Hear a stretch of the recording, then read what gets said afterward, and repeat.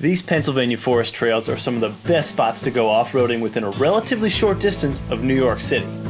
So when we heard some nutcase was driving around the Northeast in a Subaru Outback on a 4-inch lift, we told him to bring it out here and prove it. And holy crap, this thing is for real. Truck, yeah. Or maybe this time, wagon, yes.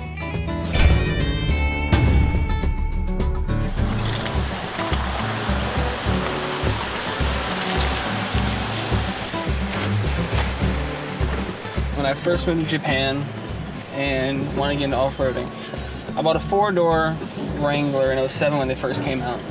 At that time, I thought Jeeps were, great. There's nothing else I needed. But then I went to Saudi Arabia, and I got to have a mid-2000s Outback, and did the 3-inch lift on it, and some slightly larger tires and stuff. And coming to find out, it's actually pretty much just as good as anything else out there. It's got more cargo space than the Jeep Wrangler. It's got the same ground clearance as the Nissan Xterra. That sucked. Let's go see what I fucked up. So I hit this rock right here. It was a little higher than I thought it would be. And nice big dent right there in the skid plate. Good thing I had it. So we'll move this rock and try it again. Or go a different way, because that's a really big rock. So we'll go up this side. It'll get you to any campsite you need, out fishing, do some fun four-wheeling like this, and has the comfort of actually a normal car on the road. I thought I would get a lot more crap than I do. I get a lot more amazement, like people not really believing that it'll do what it does.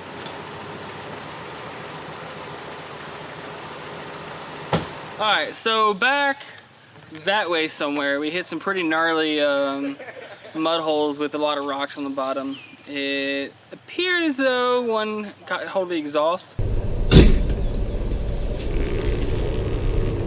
Kind of just knocked the gaskets out of place. And now I have a leak at the manifold, which it is what it is. It's all part of the fun. But when we get back to the trailhead, I'll get to the campsite and pull the front wheel off and take a look at it. Stop that shit, man. Can your Subaru do that? Fuck no. My Subaru doesn't need to do that.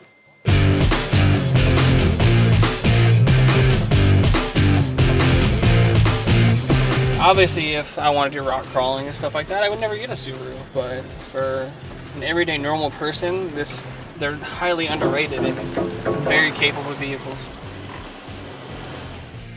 Alright, so the damage tally for the day. This bracket right here, last time I was out here, I actually already scraped it a little bit. It seems as though this time it got hung up on a rock and pretty much destroyed itself. The exhaust got hit and pushed upwards. Well, somehow it got pushed above the body side of the muffler mount and actually rubbed the drive shaft and rubbed the CV boot off of the CV axle. Past that, we came out unscathed. Grant's an engineer, so he appreciates efficiency. When he set out to build a camping car, he wanted to end up with something that could carry all his crap and keep up with real SUVs off-road without losing his on-road drivability. I couldn't join him till late because I was busy racing a tricycle against a watercraft. Damn you, Chrissy! Glad you finally made it, man.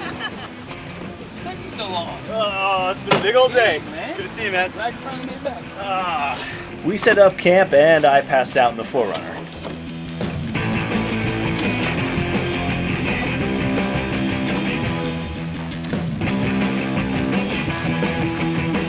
The next day, it was finally my turn to get some seat time in this ridiculous Subaru.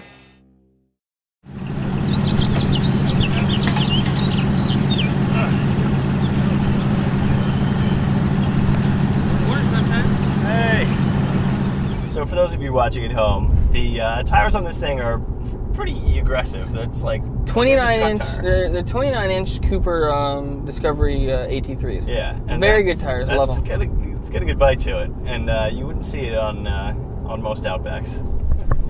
So now that we're on the dirt a little bit, it already feels happier with that back end. It does. It's just like the 4Runner, where it's like on the road, although obviously to a less extreme extent. Yeah. It's okay. On the dirt, it's much more like, oh yeah, okay. It settles well. Yeah. Oh my God! Some idiot drove a bagged Baja here. You would do that. You ruined it. Well, like, what's the biggest challenges driving an Outback off road? Really big rocks. Okay. It's not a rock crawler, man. So ground clearance. Well, yes and no. Like, my actual ground clearance is one thing, but my tip over clearance is another. Like, because the whole bottom of a Subaru is flat, our actual total ground clearance is better. When you lift them, the center basically goes way higher.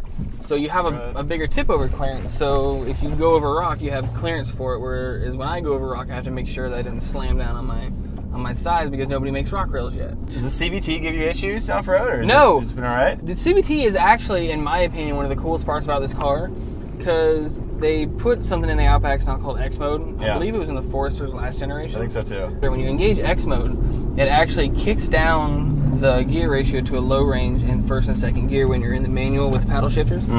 I found that versus when you have X mode on and off, even when you have grip, it's easier to bring yourself over obstacles than when not in X mode. So I mean, it's definitely a big difference that you can tell between the two. And do you get nervous when you're hardcore wheeling your daily? I mean, like, you got to get yourself home, and you just go for it. You don't sweat it. Well, I like to think that Subaru Roadside would come through in a pinch. To be quite honest, I mean, you know, off-road park. Could you pick me up? Well, you know, we'll make it to the rest stop. Yeah. I know what the car can do. I know what it can't do. It can do 100% of what I need it to do, but maybe 90% of what people say it should do. You know what I'm saying? Right on. They're like, oh, well, it can do all this, but you can't do this. Well, yeah, that's true. But your Jeep also can't get 20 miles a gallon. Right. So for some people, it matters. For some people, it doesn't. You know, this is built as, I'll say, quote unquote, adventure car. Yeah. It's not built to be a hardcore off-roader, right. even in any stretch of the imagination.